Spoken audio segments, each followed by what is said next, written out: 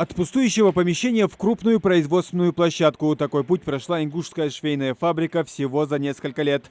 Оживленные линии по пошиву, шум швейных машин. Каждый занят своей работой. На фабрике принимают только крупные заказы, предложения до нескольких тысяч единиц одежды даже не рассматриваются. Невыгодно и время затратно. Есть контракты с несколькими большими магазинами, также в числе постоянных клиентов крупные нефтяные и газовые компании. Помимо этого, есть такие компании, у которых есть своя сеть магазинов не только в России. Например, одна компания, с которой с нами работает, у них сеть магазинов и в России, и в Казахстане, и в Беларуси. Вот, у них больше 600 своих магазинов розничной торговли.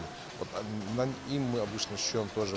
Есть также вот, компании тоже по России, вот, у них тоже сеть своих магазинов. Вот, они производят вот, спецодежду вот, для рыбалки, для охоты и также и для структурных подразделений тоже вот, производят одежду.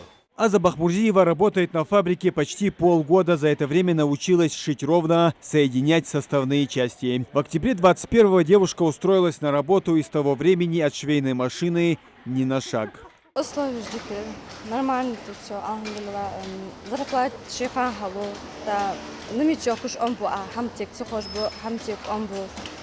Объяснять тут, что прежде на машине амир, потом хамтик омуца, заодно уже хош хули шалжина, уже хамтик аху, уже ому бодряч.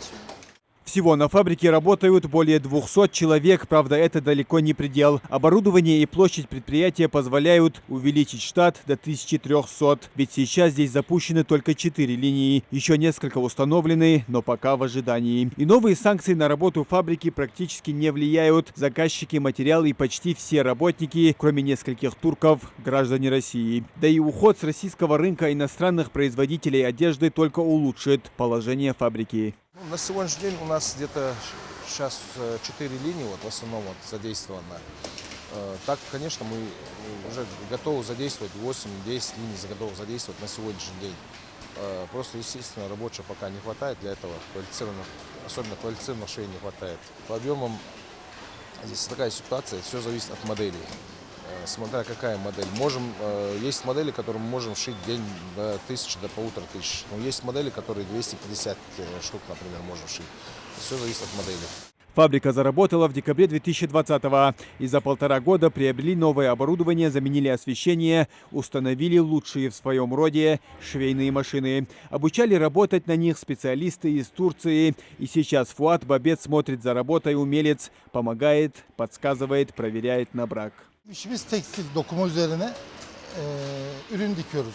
İşte işçi elbisesi, mont, askeri mont, bu tarz şeyler. Людей обучаю этой работе и всем все объясняю. Есть разные люди, есть которые сразу понимают, есть которым надо еще поработать, но всем стараемся все объяснить. Зарплата работников фабрики зависит от их качества работы, а его оценивает наш турецкий гость. В зависимости от его оценки заработная плата может составлять 15, 18 и 20 тысяч рублей. Все в руках самих работников. Также предприятие бесплатно проводит трансфер сотрудников на работу и обратно домой. Для них есть бесплатный обед и 2 полдника. Рабочий график стандартный 5-2 с 9 до 18:00. Муслим Ганиев, Магомед Дидигов, Новости 24.